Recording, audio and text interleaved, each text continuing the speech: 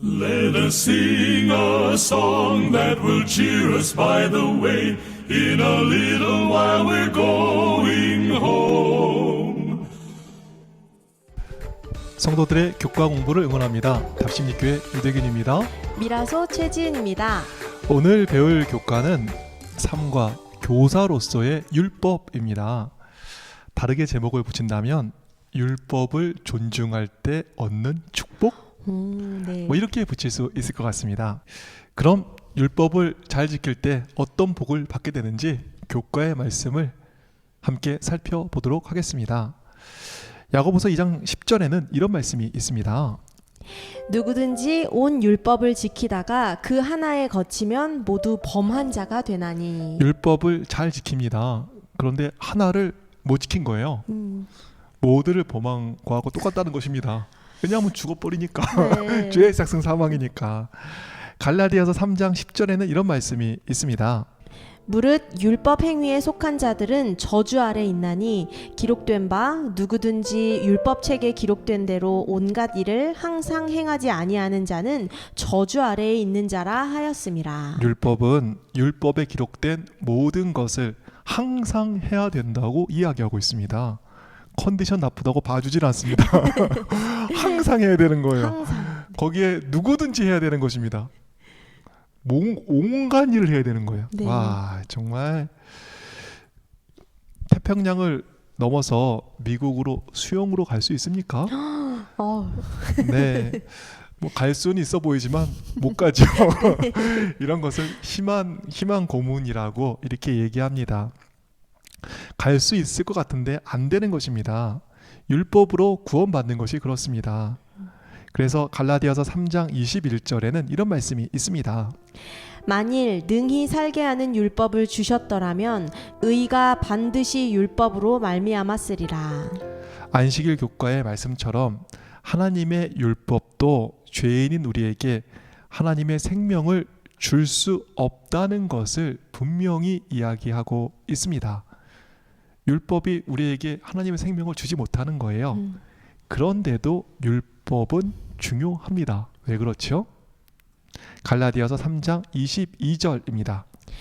그러나 성경이 모든 것을 죄 아래 가두었으니 이는 예수 그리스도를 믿음으로 말미암는 약속을 믿는 자에게 주려 함이라. 율법이 우리를 죄인 되게 했습니다. 그런데 그것은 예수 그리스도로 말미암는 구원을 우리에게 주시기 위함입니다. 율법이 모든 인류를 죽을 수밖에 없게 했습니다. 이는 그리스도로 말미암아 만인을 구원하기 위함입니다. 율법이 고맙습니다. 율법이 있어서 우리가 그리스도를 믿어 구원에 이르게 되는 것입니다.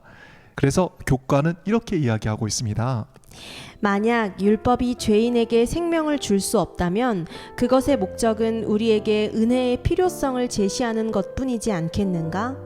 그렇다면 율법은 우리에게 죄를 보여줄 뿐 기능상 부정적이기만 한 것인가? 아니다. 율법도 우리에게 생명의 길을 제시한다. 단 그 길은 오직 예수님 안에 있다. 율법도 우리에게 생명의 길을 제시한다 그랬습니다. 그것은 오직 그리스도 안에 있는 구원의 길을 율법이 제시하고 있는 것입니다. 예수님 밖에는 길이 없구나. 예수님 밖에는 답이 없구나. 예수님만이 우리의 구원 되시는구나를 율법을 통해서 분명히 깨닫게 되는 것입니다. 네, 그런데 천주교회는 교회의 율법을 바꿨습니다. 우상 숭배하지 말라는 계명을 삭제했습니다. 토요일인 안식일을 일요일, 즉 주일로 바꾸어 예배를 드렸습니다. 하지만 이렇게 율법이 물러지니까 그리스도께로 나가지 못하게 되는 것입니다. 마리아에게 나가고 또 사제를 통해 죄를 고백합니다. 고행과 면죄부, 연옥교리 등 수많은 행위로 말미암는 거짓된 구원이 나옵니다. 개신교에서도 이렇게 말합니다. 구원받은 사람은 율법을 안 지켜도 됩니다 라고 말합니다. 찬미가 가사처럼 천부여 의지 없어서 손들고 옵니다. 주 나를 외면하시면 나 어이하리까. 이런 고백이 사라지는 것입니다. 노예 선장이었지만 회심 후 크게 쓰임을 받은 존 뉴턴은 나중에 치매에 걸려서 딱 2가지만 고백을 했다고 합니다. I am a sinner. 나는 죄인이다. Christ died for me. 예수님께서 날 위해 죽으셨다. 율법을 제대로 만날 때 우리를 구원해줄 유일한 길인 그리스도께로 가게 되어 있는 것입니다. I am a sinner. 나는 죄인이다. Christ died for me. 예수님께서 날 위해 죽으셨네. 이렇게 고백한 존 뉴턴이 작곡한 노래가 있지요. 바로 찬미가 자비로운 주 하나님입니다. 자비로운 주 하나님, 날 구원했으니 내 잃었던 귀한 생명 이제야 찾았네. 율법을 제대로 지킬 때 유일한 소망이 되시는 그리스도께로 더욱 가까이 나가게 됩니다.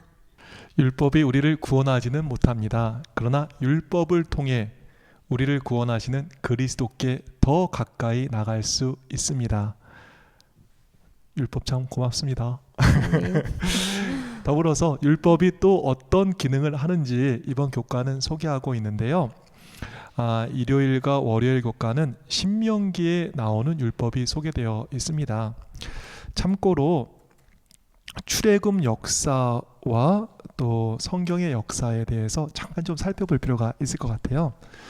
애굽의 종으로 있던 이스라엘 백성은 출애굽을 하여 시내산에 도착하게 됩니다. 그리고 시내산까지 도착하는데 2달이 걸리고요. 시내산에 11개월을 머물게 됩니다. 출애굽 이후에 시내산까지의 13개월간의 기록된 것, 그 성경책이 바로 출애굽기입니다. 광야 39년간의 기록은 민수기에 쓰여져 있는 것입니다. 그럼 레위기는 뭐지요? 시내산에서 이 레위인들을 위해서 성전 봉사를 어떻게 하는지 또 제사를 어떻게 드려야 되는지 많은 기별이 주어졌습니다. 레위인들을 위한 특별한 부록책이 바로 레위기가 되겠습니다. 그래서 레위기 읽다가 성경 통독 이렇게 그만두시는 분들이 많으시잖아요. 레위기가 레위인들을 위한 특별 부록책이기 때문에 그렇습니다. 출애굽기의 이야기는 출애굽기에서 민수기로 이어지는 것입니다. 그래서 출애굽기 읽고 나서서 이렇게 민수기로 넘어가셔서 읽으시면 스토리를 이해하시는데 훨씬 유익을 얻게 되실 것 같습니다. 그러다가 모세가 이제 죽게 됩니다. 모세가 광야 2세대를 놓고 죽게 되니까 그들이 너무 안타까운 것입니다. 그래서 모세가 죽기 전에 광야 2세대를 위해서 4편의 고별 설교를 하게 됩니다. 그 4편의 고별 설교가 바로 신명기입니다. 잠깐 정리해 보면 출애굽기, 애굽에서 시내산까지의 13개월간의 기록, 레위기, 시내산에서 받은 레위인들을 위한 말씀, 민수기, 39년간의 출애굽 역사, 신명기, 모세의 고별 설교. 신명기 31장에서는 모세는 이런 고별 설교를 하게 됩니다. 일요일 교과에 그 내용이 나오는데요. 하나님께서는 율법을 잊어버리지 않게 하셨습니다. 잊지 않게 하는 것은 반복입니다. 그래서 율법을 반복해서 낭독하게 하고 율법을 지켜 행하게 했습니다. 그리고 하나님을 경외하게 하셨고 하나님을 사랑하게 하셨습니다. 월요일 교과를 보시면 그간의 경험으로 보아 이스라엘 백성이 말을 안 들을 걸 알잖아요. 그래서 그들의 번영이 율법 준수에 있음을 모세는 분명히 하고 있습니다. 신명기 31장 14절부터의 말씀을 보시면 여호와께서 모세에게 이르시되 내가 죽을 기한이 가까웠으니 여호수아를 불러서 함께 회막으로 나아오라. 내가 그에게 명령을 내리리라. 모세와 여호수아가 나아가서 회막에 서니 여호와께서 구름 기둥 가운데에서 장막에 나타나시고 구름 기둥은 장막 문 위에 머물러 있더라. 또 또 여호와께서 모세에게 이르시되 너는 내 조상과 함께 누우려니와 이 백성은 그 땅으로 들어가 음란히 그 땅의 이방신들을 따르며 일어날 것이요 나를 버리고 내가 그들과 맺은 언약을 어길 것이라. 내가 그들에게 진노하여 그들을 버리며 내 얼굴을 숨겨 그들에게 보이지 않게 할 것인즉 그들이 삼킴을 당하여 허다한 재앙과 환난이 그들에게 임할 그때에 그들이 말하기를 이 재앙이 우리에게 내림은 우리 하나님이 우리 가운데에 계시지 않은 까닭이 아니냐 할 것이라. 또 그들이 돌이켜 다른 신들을 따르는 모든 악행으로 말미암아 내가 그때에 반드시 내 얼굴을 숨기리라. 모세가 이제 곧 죽을 건데 마음이 짠한 것입니다. 백성들이 율법을 어기고 우상 숭배하며 살게 될 것이 보이는 것입니다. 그 결과로 그들이 삼킴을 당하여 허다한 재앙과 환난이 그들에게 임하는 걸 생각하니 마음이 너무 아픈 것입니다. 그래서 이걸 잊지 않게 하기 위해서 앞에서 말한 것을 노래로 만듭니다. 그러므로 이제 너희는 이 노래를 써서 이스라엘 자손들에게 가르쳐 그들의 입으로 부르게 하여 이 노래로 나를 위하여 이스라엘 자손들에게 증거가 되게 하라. 내가 그들의 조상들에게 맹세한 바 젖과 꿀이 흐르는 땅으로 그들을 인도하여 드린 후에 그들이 먹어 배부르고 살찌면 돌이켜 다른 신들을 섬기며 나를 멸시하여 내 언약을 어기리니 그들이 수많은 재앙과 환난을 당할 때에 그들의 자손이 부르기를 잊지 아니한 이 노래가 그들 앞에 증인처럼 되리라. 나는 내가 맹세한 땅으로 그들을 인도하여 드리기 전 오늘 나는 그들이 생각하는 바를 아노라. 그러므로 모세가 그날 이 노래를 써서 이스라엘 자손들에게 가르쳤더라. 율법이 훼손되는 순간 어려움이 오잖아요. 그래서 노래를 불러줘서 기억되어야 할 만큼 율법이 잘 기억되어야 하는 것입니다. 율법이 우리의 번영의 기초가 됨을 꼭 기억하시는 우리 모두가 되시기를 바랍니다. 아멘. 화요일 교과 제목이 너희가 형통하리라입니다. 모세의 뒤를 이어 이스라엘의 지도자가 된 여호수아에게 하나님께서는 이렇게 말씀하십니다. 여호와의 종 모세가 죽은 후에 여호와께서 모세의 수종자 눈의 아들 여호수아에게 말씀하여 이르시되 이 율법책을 내 입에서 떠나지 말게 하며 주야로 그것을 묵상하여 그 안에 기록된 대로 다 지켜 행하라. 그리하면 내 길이 평탄하게 될 것이며 내가 형통하리라. 보통 세상에서는 어떻게 해야 번영하고 형통하게 된다고 얘기하죠? 창의성을 가져야 된다. 비상한 재능이 있어야 된다. 또 위험을 감내하는 용기가 있어야 된다. 아니면 운이 있어야 된다. 그것도 아니면 또 집안이 좀 좋아야 된다. 이런 얘기들 전해옵니다. 그런데 성경은 분명히 이야기하고 있습니다. 성공과 형통의 비결은 무엇입니까? 순종입니다. 다시 한번 그 말씀 보실까요? 이 율법책을 내 입에서 떠나지 말게 하며 주야로 그것을 묵상하여 그 안에 기록된 대로 다 지켜 행하라. 그리하면 내 길이 평탄하게 될 것이며 내가 형통하리라. 지켜 행하라. 그리하면 평탄케 되고 형통케 된다 이야기하고 있습니다. 세계적인 건축 설계 회사지요. 타마스의 하형록 회장이란 분이 계십니다. 이분이 특유의 성실함으로 미국 회사인데 29살에 회사에 중역이 되었습니다. 미국에서는 자식에게 회사를 물려주기가 어렵습니다. 주위를 딱 둘러보니까 다음 회장이 자기가 될 것 같은 거예요. 눈앞에 성공이 있는 것입니다. 그런데 갑자기 심장에 문제가 생긴 것입니다.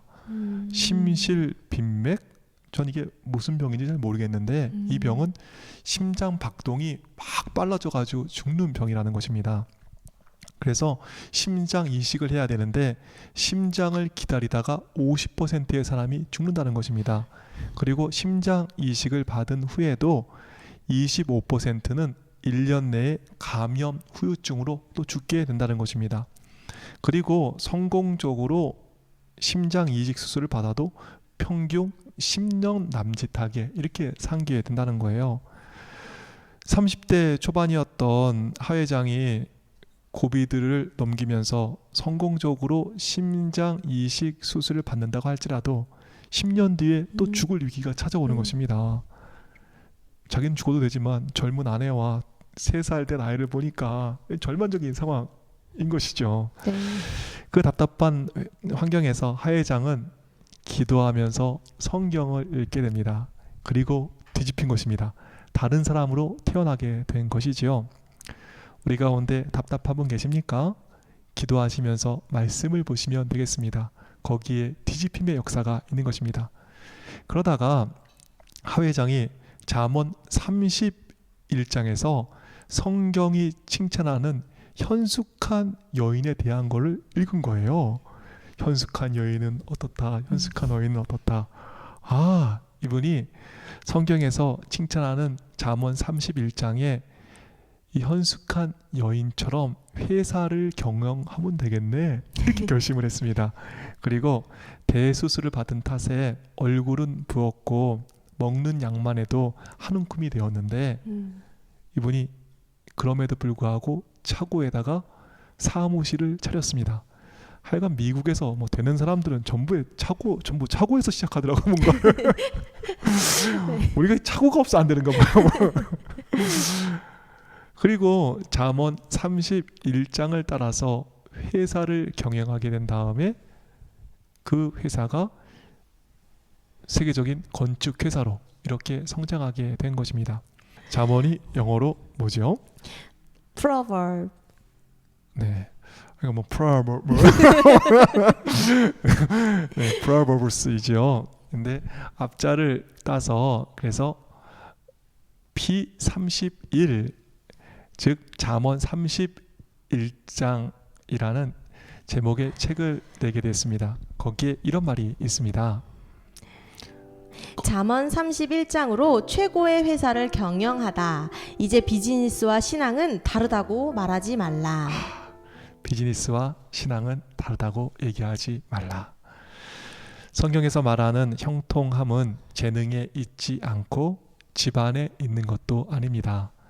순종에 있는 것을 기억하시고 우리 정말 하나님의 말씀을 따라서 생활하고 또 말씀을 따라서 회사도 경영하는 그러한 인물들이 더욱 많이 나오게 되기를 바라겠습니다. 그런 의미에서 여호수아 1장 8절의 말씀 다시 한번 읽어주실까요?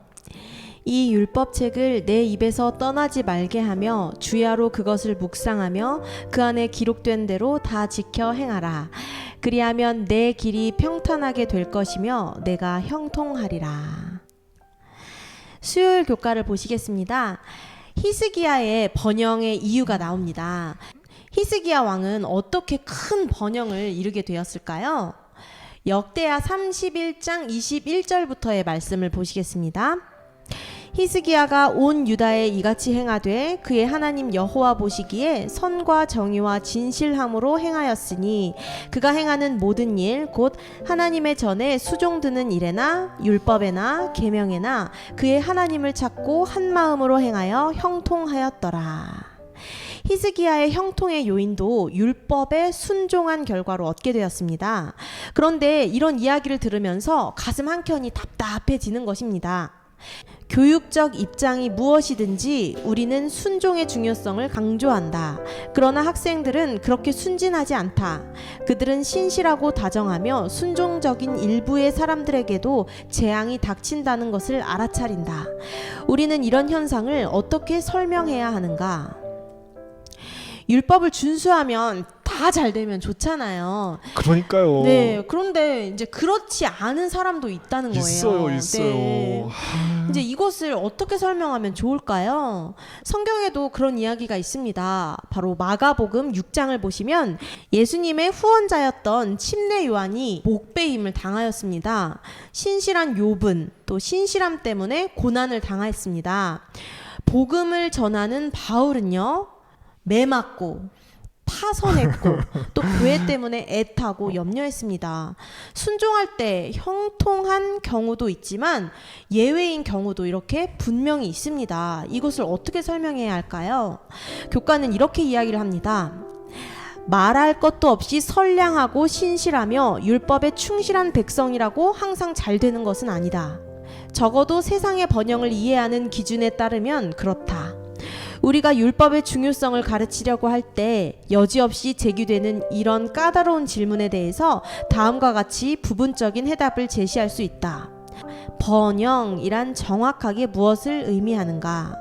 시편 기자는 이에 대해서 뭐라고 말했는가? 악인의 장막에 사는 것보다 내 하나님의 성전 문지기로 있는 것이 좋사오니. 물론 세상의 기준에 의하면 하나님께 충성하며 그분의 율법에 순종하는 자들이라고 항상 성공하는 것은 아니다. 적어도 지금은 그렇다. 그럼 약속하신 축복이 영원히 안 올까요? 교과는 계속 이렇게 이야기를 합니다.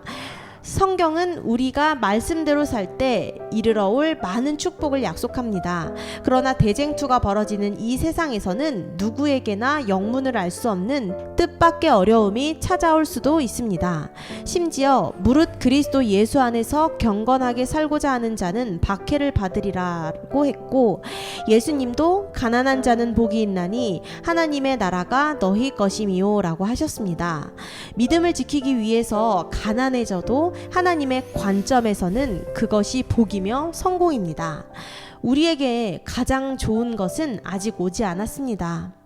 순종할 때 오는 형통과 번영, 아직 오지 않은 것이지 영원히 오지 않는 것은 아닙니다. 요즘 이자가 없잖아요.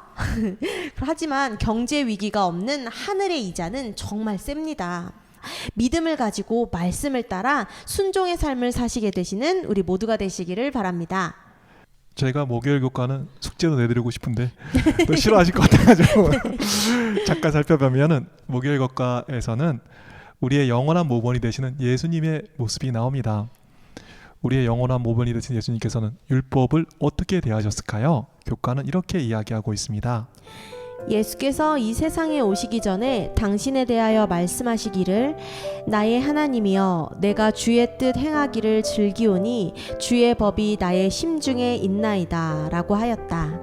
그리고 그가 승천하시기 바로 전에 내가 아버지의 계명을 지켜 그의 사랑 안에 거한다고 하셨다. 우리의 영원한 모본이 되시는 예수님은 하나님의 뜻을 행하는 것을 즐기셨습니다. 예수님께서 그렇게 하셨을진데 그것은 우리에게 큰 축복이 될 줄로 믿습니다. 그럼 오늘 말씀 정리해 주실까요? 율법을 순종할 때 생명의 길이 되시는 그리스도께로 가게 됨을 살폈습니다. 율법을 순종할 때 형통하고 번영하는 것을 모세와 여호수아와 히스기야를 통해 배웠습니다. 율법을 순종할 때 축복을 더디 받을 수도 있습니다. 그러나 영원히 안 오는 것은 아닙니다. 하늘의 이자는 셉니다. 그리고 우리의 영원한 모본이 되시는 그리스도께서도 율법을 순종하셨음까지도 살펴보았습니다. 네, 그럼 저희는 사과, 여호와의 눈, 성경의 세계관으로 여러분을 다시 찾아오겠습니다. 그때까지 안녕히 계십시오. 안녕히 계세요.